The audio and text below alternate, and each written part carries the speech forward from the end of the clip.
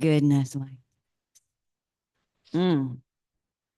Just a quick question before I actually start. How many of you do love your voice? Tell the truth. Tell the truth. Sometimes. How many of you do love your voice? Sometimes. Okay. I'm seeing mixed. I don't know how you're voting out there, but we'll see how you vote at the end of this. I, I, I have to tell the truth that I struggled last night trying to figure out what all I wanted to say. It's been a week. It's been a week. And as Maya Rudolph said on Saturday Night Live last week, I think. Last week, yeah. Last week. Well, she said, girl. And Andy Samberg, as Doug said, well, what does girl mean? And she said, it means girl. And all of you women out there probably have an idea what that means. And if you men don't, what it means is come home to yourself. Come home to the truth. Come into your body. Come into spirit. Come back from whatever out there is. Come back home to your voice, to what's in you. Christopher Brown last week said, well, his title was Don't Fight with Reality. That's a tall order this week. Mm-hmm. It's often a tall order. But this week it was a very tall order. A supreme challenge. And what I want to say to that is the power of acceptance comes through a process. Acceptance isn't like automatic. Okay. That's not my version of acceptance. Acceptance is a process that involves our emotions. So I have a rain stick here. And when I turn it over, it doesn't go plunk like, okay, I'm done. It goes.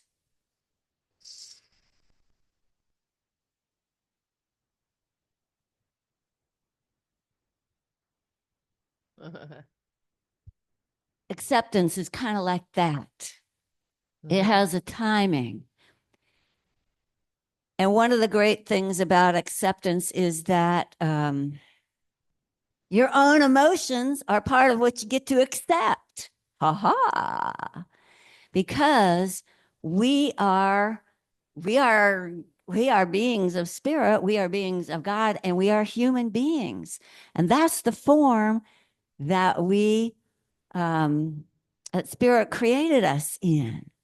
We have emotions. We are emotional beings.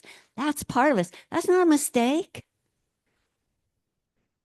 That's not something separate from spirit. That's not something God went, oh, whoops, shouldn't have done that. No, because our emotions are our ways of connecting to ourselves and each other. And we have a possibility of being emotionally fluent. We have sorrow, we have anger, we have fear. We also have love and joy and peace. And Thich Nhat Hanh, a lot of you know, Thich Nhat Hanh is one of my most revered spiritual teachers. He's the Vietnamese monk he's a Buddhist monk who, during the Vietnamese War, went to the people where they were suffering. He said, our job is to help people who are suffering. Anyway, he says that we have within us, we have all the seeds in what he calls our store consciousness.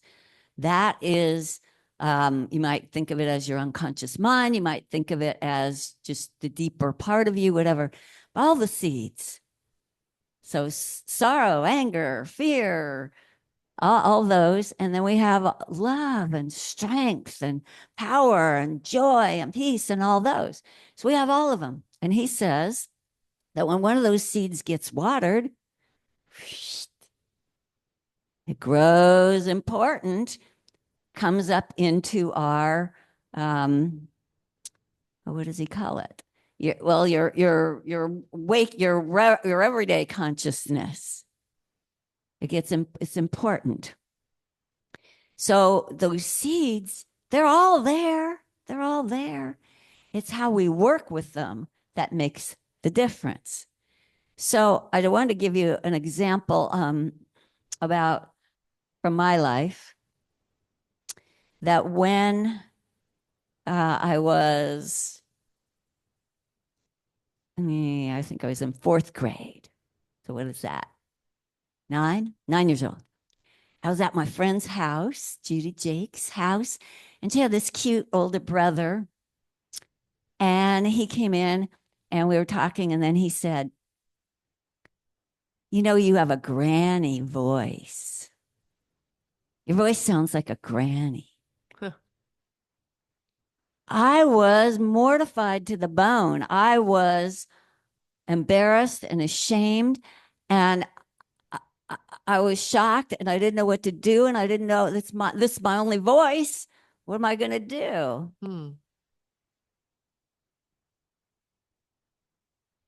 When I was in ninth grade, this guy in German class, Lee Batrack, who sat a couple rows ahead of me and I had a crush on him, he said I had a mouse voice. And he called me Mouse. Oh. The rest of the year. He did become the first boy I did a slow dance with. But anyway, I didn't like being called Mouse. I didn't like having a mouse voice. This was not the kind of voice I was going for. And when I was in college, I was going to be leading a workshop with this other fellow. Now I can't even remember his name. But we were going to be leading this thing together. And at one point he told me, he said, "Well, I'm uncomfortable leading this with you because you have a grown-up body, but you have a little girl voice." This was also not what I was going for. So all of these things, they watered my seeds of hurt and fear and maybe a little anger, but mostly ow, ow, ow. And each time I don't even know exactly what I did to it probably took me a few days or maybe even weeks to kind of like sort of set what they said aside and just be myself. Who else am I going to be? Well, come to come to find out, when I became a hypnotherapist, I have so many people that say, "Your voice, it's so calming. It's so soothing. It's so powerful. I love your voice." And come to find out, as I began to write poetry, which is another form of voice, what do you know? I became the poet laureate of Alameda. So I tell this story to say a couple things. One thing is, there's an old adage, hurt people hurt people. So when somebody slings something at you, they're not coming from their happy place. They're coming for something hurt in their own self. Now, that doesn't always ease up whatever they said, but it gives a chance to get out of the way of it and go, "Oh, it's their stuff. It's their stuff. It's his stuff that he thought I had a little girl voice or a granny voice or a mouse voice. It's his stuff. That's fine. Go ahead. But also, it gives a chance to have compassion because we probably all have said something that hurt somebody sometime. I have. I have. So it gives us a chance to recognize that hurt people, but also gives us a chance to go, okay, something can hurt me and I can still heal. I can still grow. I can still find my own voice, my own way of being, my own connection to spirit. It doesn't have to stop me. I can still grow into it. So, what I want to say is that whatever your feelings and emotions have been, I'm going to invite you to do what Thich Nhat Hanh says. When that owie voice comes up, or that anger voice, or that grieving voice comes up, bring your mindfulness up. Mindfulness, this part of you that is connected to spirit, this part that's wise, that's loving, and holds you and says, yeah, that was an owie, but I've got you. I'm with you. I'm here for you. He says, when we have those feelings, it's sort of like a baby crying. And what we have to do is find our mommy part that's loving and embracing. And that just by saying, oh, with utmost tenderness, oh, I'm here with you, it calms us down. And when we calm down, we get to see things clearly. We get to see what the truth is, and we get to see what our next step is. And we get to hear what's the guidance for us going forward. We come back to clarity. We come back to a place of peace. So what I'm saying is, okay, Christopher Brown, don't fight with reality. Yes. And part of reality is our own feelings. We might want to fight with it. And yet we can embrace that. And then, okay, it is the reality. And now what? Now, where do we want to go? Where do we want to go? So here's this little sort of a way that you can work with the emotions when they come up. First of all, recognize it. Oh, I'm feeling hurt. Oh, I'm feeling angry. Oh, I'm feeling helpless, whatever it is. And then you call up mindfulness mommy or spirit or however you want to see it, this energy of love and wisdom to hold you and calm you. And then you can talk to your fear or your anger or whatever, and you can say, oh, this is what Thich Nhat Hanh says. Oh, hello, my little fear. I know you. You are my old friend. I know. And right there, as you do that, that fear loses some of its power.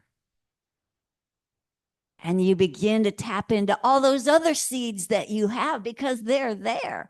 You are now able to water your seed of love and compassion and joy and peace and loving kindness. You're able to now, those seeds were sort of like they were vanished for a moment, and now they're back. Now they're back, and you are unified with yourself. If you are saying to yourself, I'm scared, and your other voice goes, you shouldn't be scared. And you're going, yeah, but I am scared. Yeah, but fear isn't a good thing. You shouldn't be that. No, don't be that. Don't be a coward. Don't be scared of cat. Don't be yellow. No, blah, blah, blah, blah, with all the things you could say. No, no, I'm scared. Of course you're scared. I'm hurt. Of course you're hurt. You are now unified. You are unified with yourself. And because you're unified with yourself, you are now can be unified with spirit. If you're fighting yourself, you're not unified. God can't get in. You're busy. Sorry, put you on hold, God, because I'm busy fighting myself. No, don't do that. Don't do that. And then from that calm place, you can ask Spirit, guide me. Do I need to take action? Do I need to make peace with something? It's back to your serenity prayer, Marilyn. Marilyn, would you please say that serenity prayer? Let's all do it. God, grant me the serenity to accept the things I cannot change, the courage to change the things I can, and the wisdom to know the difference. Thank you, Marilyn. That's been with me all this week. That's been with me. And also something that was also on Saturday Night Live, which was Kamala, give me your Pamela. Let's see. Keep Kamala and carry Anala. That's my mantra. Keep Kamala and carry Anala. That's my mantra. That's my mantra. So from there, you really get this chance to accept not just your circumstance, not just the circumstance. It's like, okay, this is how the reality is, but your whole self. You know, when you do the hokey pokey, you don't want to put just your arm. No, but your whole self. You want to accept your whole self there. So, given all that, I'm gonna invite you. It's gonna be a sort of a meditation kind of a thing, because I'm gonna read you, and I'll just give you a quick what this is. Martha Graham was the mother of modern dance. Agnes DeMille was one of her best students, who also became a choreographer and a wonderful dancer. But at one point, Agnes DeMille was having total self-doubt, total just criticizing her own work, her own dancing. She was like, I'm going to give up. I'm not going to do this. And here's what Martha Graham said to her. If you want to close your eyes and get into this, you can. In fact, let me just do this again, because I think this might be something that would be just kind of like, just settle in. So these are all your cells settling into the earth. Support.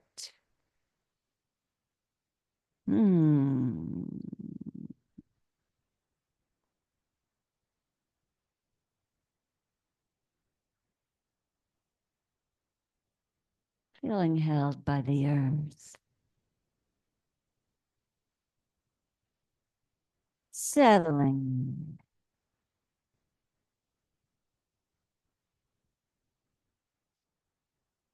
There is a vitality, a life force, a quickening that is translated through you into action. And because there is only one of you in all of time, this expression is unique. And if you block it, it will never exist through any other medium and be lost. The world will not have it. It is not your business to determine how good it is, nor how valuable, nor how it compares with other expressions. It is your business to keep it yours, clearly and directly, to keep the channel open. You do not even have to believe in yourself or your work. You have to keep open and aware directly to the urges that motivate you. Keep the channel open. And I'm also going to read a few things that Kamala said in her concession speech.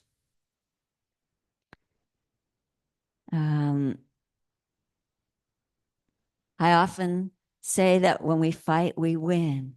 But here's the thing. Sometimes the fight takes a while. That doesn't mean we won't win. I know many people feel like we're entering a dark time.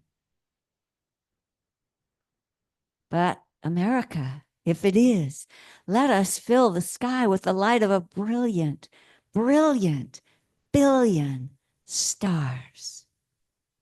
The light of optimism, of faith, of truth, and service.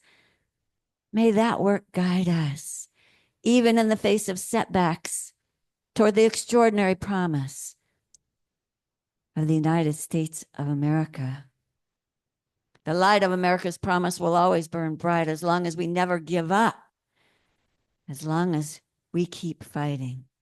And while I concede this election, I do not concede the fight that fuels this campaign, this fight for freedom, this for opportunity, for fairness and dignity of all people. A fight for the ideals at the heart of our nation, the ideals that reflect America at our best. A fight I will never give up. Mm.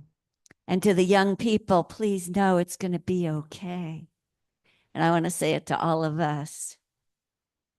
Please know it's going to be okay. The important thing is don't ever give up. Don't ever stop trying to make the world a better place. You have power. You have power. And don't you ever listen when anyone tells you something is impossible because it has never been done before. You have the capacity to do extraordinary good in the world. And so to everyone who's watching, do not despair. This is not a time to throw up our hands. This is a time to roll up our sleeves. This is a time to organize, to mobilize, to stay engaged for the sake of freedom and justice and the future we all know we can build together. So I want you to see those stars. Imagine those stars. In the dark of the night, those stars. Every night, even if the clouds cover them, they're still there. They're still there. And I'm going to end with what my son said when he was 3 years old. And we were looking up at the night sky. And I said, Max, what do you think those stars are?